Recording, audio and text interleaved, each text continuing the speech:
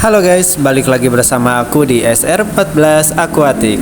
Nah, kali ini kita udah memasuki bulan September, yang mana kita ketahui sendiri bahwasannya bulan September ini merupakan awal dari musim penghujan.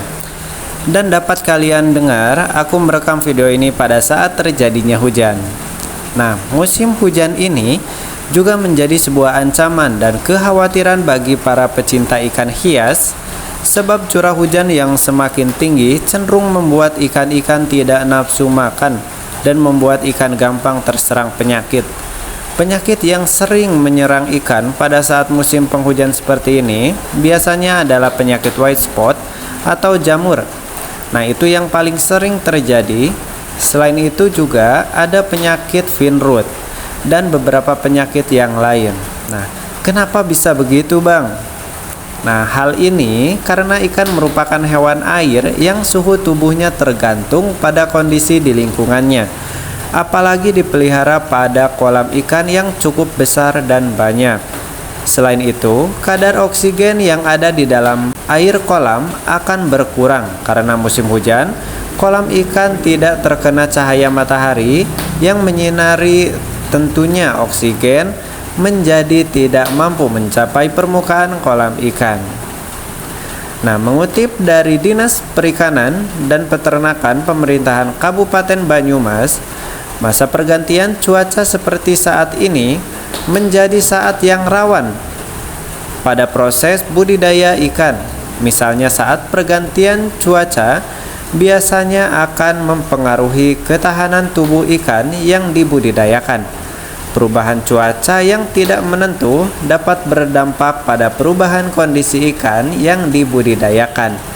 Perubahan kualitas air ini dapat menyebabkan stres pada ikan sehingga dapat menimbulkan resiko terjadinya penyakit pada ikan. Nah, berikut merupakan pengaruh perubahan cuaca pada budidaya ikan. Yang pertama, fluktuasi suhu kolam yang ekstrim. Pengaruh perubahan cuaca yang nyata muncul adalah adanya fluktuasi suhu kolam pada siang hari. Biasanya suhu pada siang hari meningkat, sedangkan pada malam hari suhu dingin.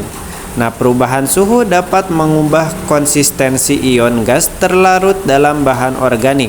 Dengan demikian, dapat dikatakan secara keseluruhan akan terjadi perubahan dalam kualitas air. Hal ini akan mengubah komposisi biologis produksi dan fungsi lingkungan perairan, sehingga dapat mengganggu laju metabolisme ikan.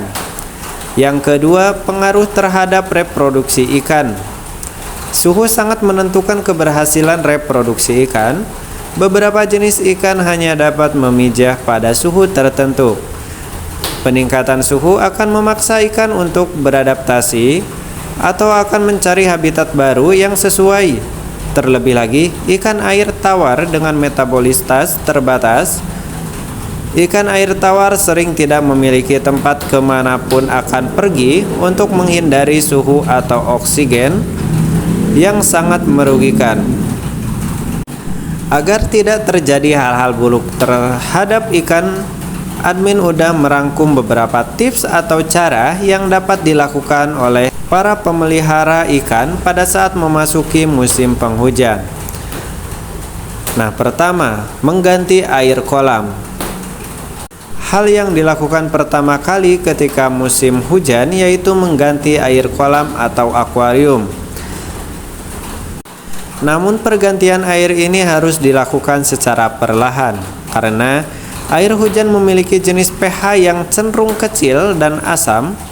Maka air kolam ikan atau akuarium dapat diganti sekitar 20% agar pH air menjadi normal kembali.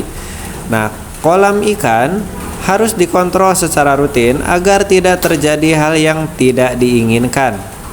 Pastikan selalu periksa tingkat keasaman air kolam dengan pH meter serta periksa kadar oksigennya dengan menggunakan DO meter. Tanaman atau makanan yang membusuk di dalam kolam akan menghasilkan amoniak yang merupakan sumber penghasil bau. Selain itu juga, tanda kondisi air kolam itu yang tidak normal dapat dilihat dari perilaku ikan Jika ikan berenang dan berkumpul pada suatu titik, maka dapat disimpulkan bahwa kolam ikan teman-teman dalam kondisi yang tidak baik-baik saja dan harus segera diganti. Yang kedua, mengontrol pipa saluran.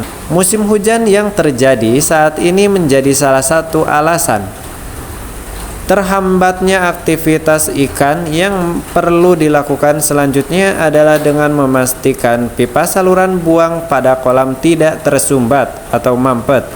Sebelum hujan turun, usahakan tetap mengontrol pipa saluran kolam ikan agar pembuangan kolam tetap berjalan dengan lancar walaupun pada saat musim hujan. Nah, yang ketiga, memuasakan ikan. Kolam ikan yang terkena air hujan yang sering menimbulkan penyakit. Maka dari itu, ikan yang diternak di dalam kolam biasanya sangat sulit diberikan makanan. Jika terjadi hal seperti itu, kita harus tidak memberinya makan jenis apapun, atau biasa disebut dengan memuasakan ikan pada hari itu. Nah, hal tersebut sudah sering dilakukan oleh para pembudidaya ikan karena tidak ingin mengganggu ikan yang dapat menyebabkan kondisi kolam ikan tidak kondusif, sehingga membuat ikan menjadi stres dan bahkan bisa berdampak kematian. Yang keempat, membuat campuran pakan. Pada saat musim hujan, biasanya para pembudidaya ikan membuat campuran pakan dengan tambahan zat-zat yang dapat membantu imunitas ikan lebih kuat dan menjaga kesehatan membaik. Dilakukan hal tersebut karena menghindari pakan yang tidak termakan oleh si ikan dan menimbulkan penyakit atau bakteri yang merugikan kesehatan ikan kesayangan kalian. Yang kelima, menambahkan kapur atau mineral.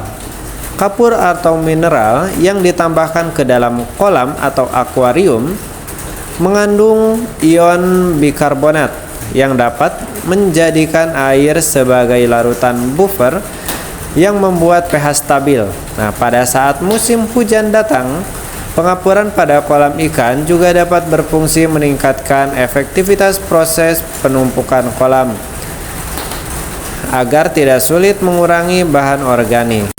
Yang keenam atau yang terakhir, hal yang perlu dipersiapkan ketika musim hujan yaitu selalu memonitor kelistrikan atau kolam ikan. Karena peralatan akuarium yang tersambung dengan listrik dapat dengan mudah meradiasi kelistrikan ke dalam kolam ikan yang berisi air, sehingga aerator atau suplai oksigen yang masuk ke dalam kolam ikan jadinya tidak bekerja dengan baik. Maka dari itu, untuk mengantisipasi hal tersebut, kalian harus selalu mengecek dan memastikan alat listrik aman, karena dengan memonitor kelistrikan juga bagian yang penting agar ikan-ikan kesayangan tidak mati mendadak akibat kekurangan oksigen atau korsleting listrik. Demikian informasi yang bisa saya sampaikan. Mudah-mudahan informasi ini bermanfaat dan memberikan pengetahuan kepada teman-teman semuanya. Mohon maaf bila ada kesalahan dan barangkali ada masukan atau koreksi, kalian bisa tulis di kolom komentar ya guys ya. Nah, jangan lupa juga like, comment, and subscribe. See you next video. Dadah.